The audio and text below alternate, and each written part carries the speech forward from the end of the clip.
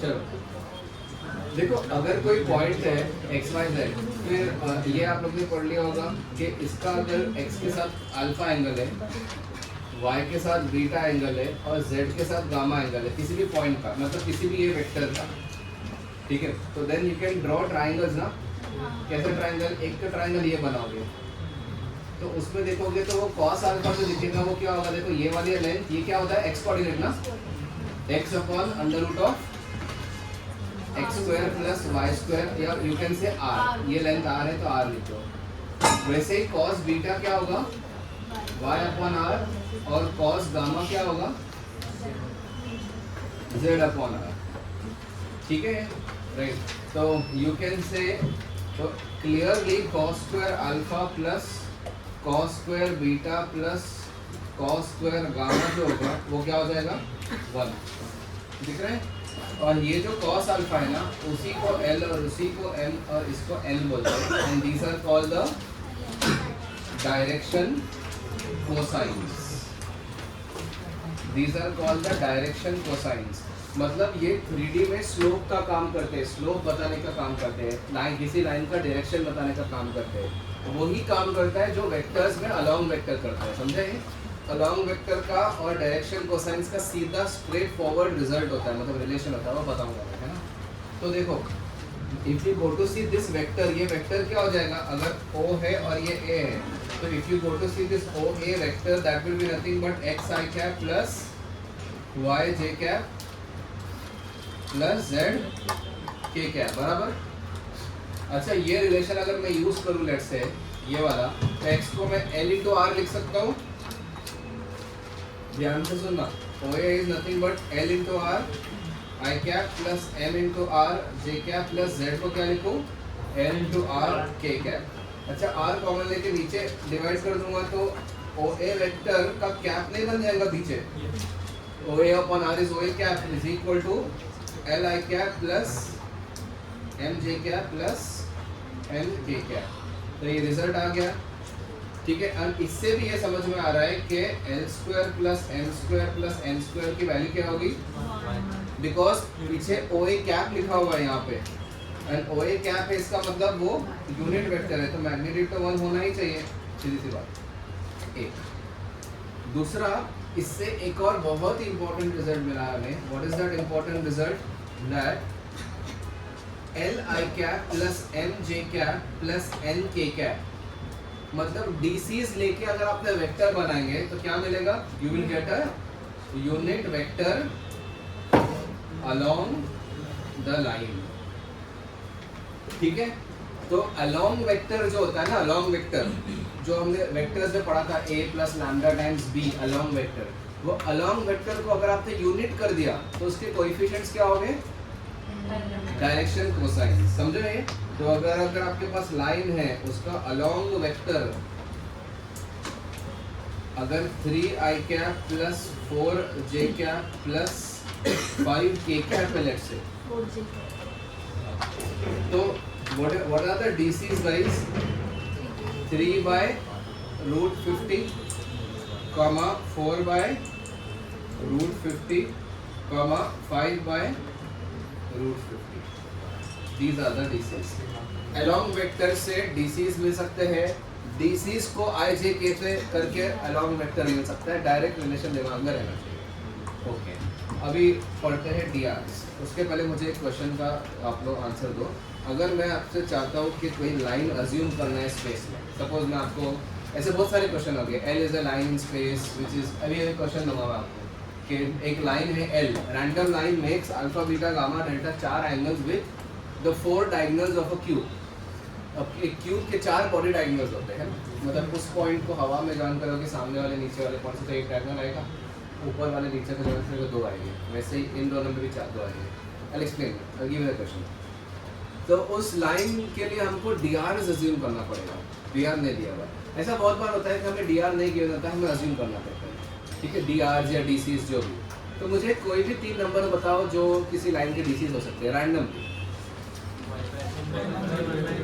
1/√3, 1/√3, 1/√3।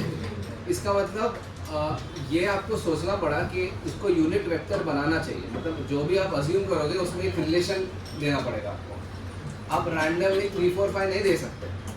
लेकिन मैं अगर आपसे एक क्वेश्चन पूछूं कि मुझे किसी भी लाइन के अलॉन्ग एक रैंडम वेक्टर बताओ, कोई भी अलॉन्ग वेक्टर बताओ लाइन का, कोई भी रैंडम, हाँ कोई भी बता दो, ऐसे ही बोलो, कोई भी रैंडम अलॉन्ग वेक्टर 2i क्या प्लस 3j क्या प्लस 4k क्या, ठीक है। ये 2 और 3 और 4 आपने यूज किया और अलॉन्ग वेक्टर अज्यूम किया है ना ये, ओके। तो मतलब आप 2 3 4 के टर्म्स में भी लिख सकते थे, अज्यूम करना तो 2 3 4 भी कर सकते थे, लेकिन नहीं, आपको 1/√3 1/√3 1/√3 ही करना पड़ा, ठीक है। You can not take one vector number as 2 because उसको स्क्वायर करके ऐड करके 1 नहीं बनेगा, समझे, राइट। तो डीसीएस के कंस्ट्रेंट ये है कि अगर आपको डीसीएस अज्यूम करना है तो पहली बात तो बहुत गंदे डीसीएस आएंगे, या एलिमेंट अज्यूम करके एल स्क्वायर एक रिलेशन मानना पड़ेगा separately, L square plus M square, तो ये कंस्ट्रेंट है, ठीक है। तो आप देखो what are the DRs, direction ratios. Direction ratios क्या होते हैं, any scalar multiple of DCs, समझे। अगर डीसीएस 1/√3 1/√3 और 1/√3 है तो इस ये अगर डीसीएस है तो इसको √3 से मल्टीप्लाई करके 1 1 1 क्या हो जाएंगे डीआरएस, इसको 2√3 से मल्टीप्लाई करके 2 2 2 क्या हो जाएगा, ये भी डीआरएस। मतलब किसी भी कोई भी स्केलर मल्टीपल से मल्टीप्लाई करके आपको क्या मिलेगा, डीआरएस मिलेगी, समझ में आया। It is more convenient to use DRs rather than using DCs, because सबसे पहले तो इसमें कंडीशन नहीं लगती कि तीनों को स्क्वायर करके ऐड करके 1 निकलना है, समझे। आप कोई भी 3 नंबर्स रैंडम 2 3 4 को डीआरएस बोल सकते हो, नो मैटर, चलेगा, है ना, क्योंकि उससे एक वेक्टर आ जाएगा और उस वेक्टर के अलॉन्ग एक लाइन आ जाएगी, समझ में आ रहा है, राइट। तो डायरेक्शन रेशियोज जो है उसको हम यूजुअली a, b, c से डिनोट करते हैं, और ये बहुत इंपॉर्टेंट रिजल्ट है, L/A = M/B = समझ में आया है। Why this is there? Because LMN and DC, ABCs are nothing but proportional. Any multiple, scalar multiple होता है ना ये, तो they are proportional. तो ये रिलेशन बहुत ज़्यादा important है, समझे। And then we say the fact that AI cap plus BJ cap plus CK cap. What is this? This is what? अगर DRs को यूज करके वेक्टर बना दिया तो क्या हो, क्या बोलेंगे उसको हम, डीआरएस को यूज करके अगर आपने वेक्टर बना दिया तो क्या होगा वो, बोलो,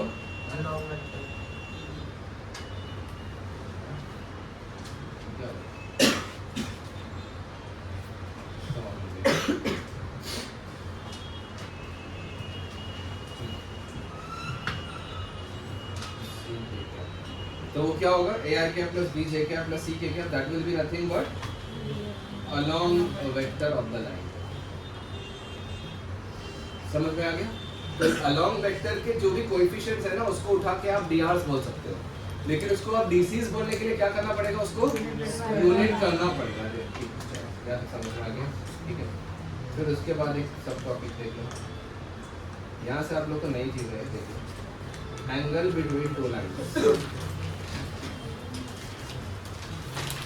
और फिर वो भी है लाइन की इक्वेशन जो सर ने लिखा है, वो भी will do that also, but पहले मैं ये पढ़ा था, एंगल बिटवीन टू लाइन्स।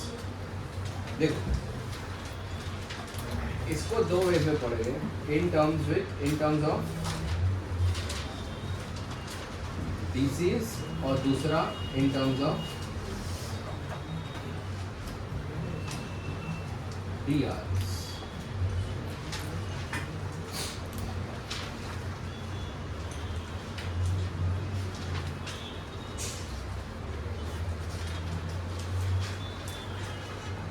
तो पहला इन टर्म्स ऑफ डीसीज देख लेते हैं। सपोज अपने पास लाइन 1 है जिसके डीसीज है L1, M1 और N1, और एक लाइन 2 है जिसके डीसीज है L2, M2 और N2, ठीक है, दो लाइन है, ठीक है। तो मुझे ये बताओ इसके बीच में आप थोड़ा रैंडम ऐसे तो सोच के दिमाग में बताओ कि इसका ये दो लाइन के बीच का एंगल कैसे निकालेंगे, मतलब सपोज ये लाइन है ऐसी और ये लाइन है ऐसी और ये इनके बीच का एंगल थीटा है, तो what is cos theta? Tell me क्या आएगा?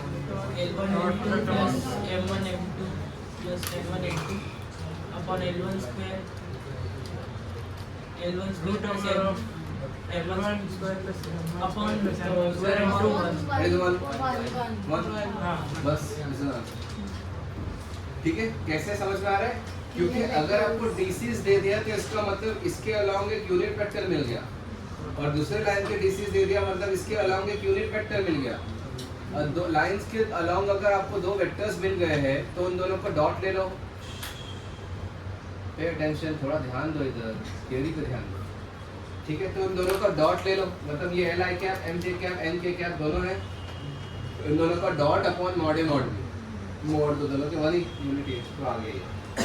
लेकिन अगर मुझे लाइन 1 दिया हुआ है जिसके डीआरस A1 B1 C1 है, और एक लाइन 2 है जिसके डीआरस है A2 B2 और C2, तो then what is the angle between them cos theta?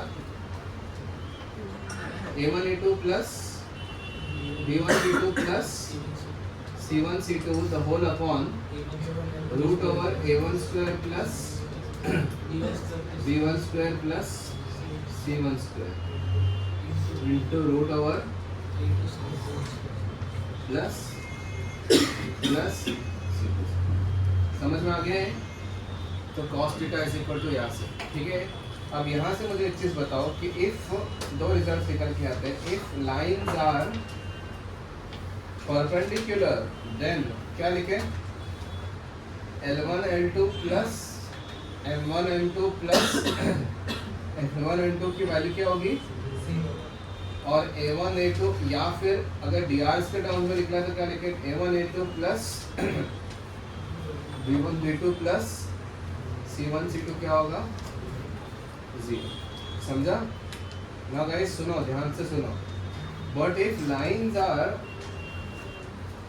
Parallel then, अब बताओ, सोच के बताओ। लाइंस परपेंडिकुलर है तो थीटा 0, लाइन cos थीटा 0, ये 0 आ गया, ये भी 0 आ गया, तो उसका न्यूमरेटर 0 होगा, न्यूमरेटर पता नहीं। लाइंस पैरेलल आ गए तो क्या रिलेशन होगा? L1 ये वाला ग्रुप था, ये वाला ग्रुप था, what is the relation for L? वो वाला वन इक्वल है L1 L2 plus M1 M2 plus L1 L2 equal to sir L1 L2 plus M1 L2 plus M1 L2 whole square equal to 1।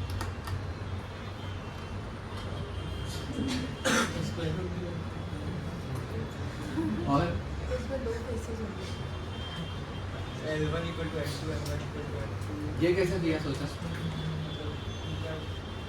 Angle same होंगे। अरे दो unit vector है, दोनों lines parallel है, तो ये lines और ये दो पैरेलल लाइंस है, दोनों के अलोंग वेक्टर को सेम कर दोगे तो डायरेक्शन तो सेम और मैग्नीट्यूड भी 1। तो इसका मतलब L1 is equal to L2, M1 is equal to M2 and L1 is equal to N2 आएगा। यस और नो? आना तो चाहिए, यही आना चाहिए कि ये कहाँ से सोचा? लॉजिकली, वहाँ से नहीं सोचा है, उधर से डिराइव करके आएगा। दो यूनिट वेक्टर अलोंग गया, दोनों सेम डायरेक्शन में, लाइंस पैरेलल है तो डायरेक्शन सेम होगी ना यूनिट वेक्टर की। तो L1 equal to L2, M1 equal to M2, N1 equals to, और अगर A1 A2 के टर्म्स में लिखे तो क्या होगा ये बताओ? ये ऊपर वाला numerator equal to A1 by A2। Very good. A1 by A2 is equal to B1 by B2 is equal to, अगर लाइंस पैरेलल है तो इनके अलोंग वेक्टर्स प्रोपोर्शनल हो गए ना, यूनिट करोगे तो सेम हो जाएंगे, बट अगर यूनिट नहीं करोगे अलोंग वेक्टर रखोगे तो प्रोपोर्शनल हो गया ना, एक 5 का होगा, एक 3 का होगा, तो एक 5 5 5 होगा तो एक 3 3 3 होगा, तो रेशियो सेम आएगा ना तीनों का, A1/A2 B1/B2। करेक्ट है, आना चाहिए। लेके तो आओ, ये तो हमने कैसा बोला? वेक्टर से बोला ना। अब अलजेब्रिकली लिख के आओ इसको, रिलेशन को। अलजेब्रिकली देखो कैसा आएगा।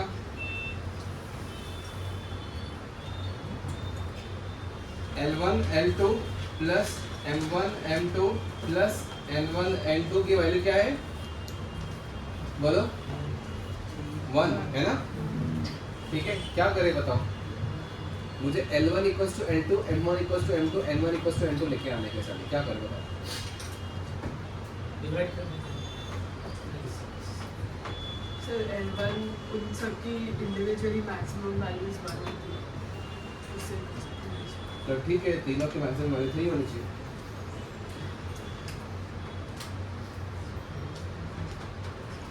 Sir M G square negative square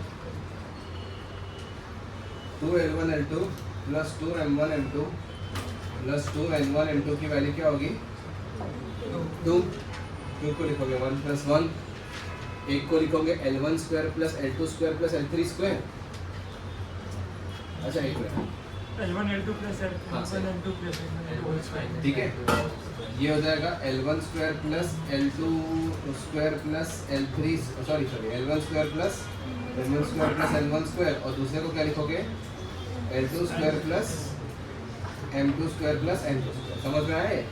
तो ये एक बनेगा L1 minus L2 the whole square plus M1 minus M2 the whole square plus N1 minus N2 the whole square क्या आ जाएगा? Equals to simply L1 equals to L2 and M1 equals to M2 and N1 equals to N2. Is this very clear guys? समझ में आ गया? ठीक है, same चीज इधर करके देखा एक बार कैसा आ रहा है। तो मतलब अगर A1 A2 plus B1 B2 plus C1 C2 is equal to root over A1 square plus B1 square plus C1 square. देखो यहाँ पे भी तो cos थीटा 0 डाल के 1 करना है ना इसको, और अंडर रूट ऑफ दूसरा आया। अब क्या करें, इधर स्क्वायर करो, बहुत लंबा है, स्क्वायर करो। देखो इससे क्या आएगा, देखो A1 A2 plus B1 B2 plus C1 C2 the whole square is equal to, यह आएगा A1 square plus B1 square plus C1 square in the whole into A2 square plus B2 square plus C2 square. समझ में आए हैं? अब मुझे बताओ, अगर मैं इसको यहाँ पे RHS में एक्सपांड करूँ, कितने टर्म्स आएंगे ओवरऑल? 9। उसमें से 3 टर्म्स हो गए A1 square A2 square, B1 square B2 square, C1 square C2 square. वो इसके साथ कटेगा ना, इसके 3 टर्म्स। तो इधर क्या बचेगा? 2 A1 A2 B1 B2 plus 2 B1 B2 C1 C2 plus 2 C1 C2 A1 A2 बराबर है। और RHS में 6 टर्म्स बचेंगे। कौन से बचेंगे? A1 स्क्वायर के साथ में B2 square plus A1 square के साथ में C2 स्क्वायर बचेगा, क्योंकि A1 square A2 square cut चुका है। फिर B1 स्क्वायर के साथ में A1 स्क्वायर B8 हो गया प्लस B1 स्क्वायर के साथ में C2 स्क्वायर, और C1 स्क्वायर के साथ में A1 स्क्वायर C1 स्क्वायर के साथ में A2 square plus C1 square के साथ में B2 स्क्वायर। समझे? अब do you see this A1 B2, ये समझ में आ रहा है? ये A1 B2 minus A2 B1 the whole square है। A1 square B2 square plus A2 square B1 square minus 2 A1 A2 B1 B2, समझा? Plus C1 B2 plus B1 C2 the whole minus है ना, plus is equal to 0। इससे A1 B2 is equal to A2 B1 आएगा, यानी A1 upon A2 is equal to B1 upon B2। दूसरे से क्या आएगा? B1 upon B2 is equal to C1 upon C2। That is what we have got. ये बहुत easily algebraically आया, बहुत ज़्यादा इजीली आप वेक्टर से बोल सकते हो कि अगर दो लाइंस पैरेलल है तो दोनों के वेक्टर्स प्रोपोर्शनल होंगे। सीधी सी बात है, प्रोपोर्शनल मतलब ये जो लिखा अभी हमने। सर ये एक इनइक्वालिटी है ना, तो सेकंड आपने लिखा है A1 A2 plus B1 B2। Yes, क्योंकि ये लेस देन इक्वल टू होता है। यही था कॉची-श्वार्ट्ज इनइक्वालिटी कि A1 A2 plus B1 B2 plus C1 C2 always less than equal to, because इसको डिवाइड करके आता है cos थीटा, और वो हमेशा 1 से छोटा होगा। ये लेस देन इक्वल टू होगा। अभी इक्वल टू दिया हुआ, इसका मतलब क्या कि दोनों वेक्टर्स प्रोपोर्शनल हो गए, है ना? थीटा 0 होगा इसका मतलब, और दोनों वेक्टर्स प्रोपोर्शनल हो गए। चलो ये एंगल बिटवीन वाले पार्ट से लिखा होगा ना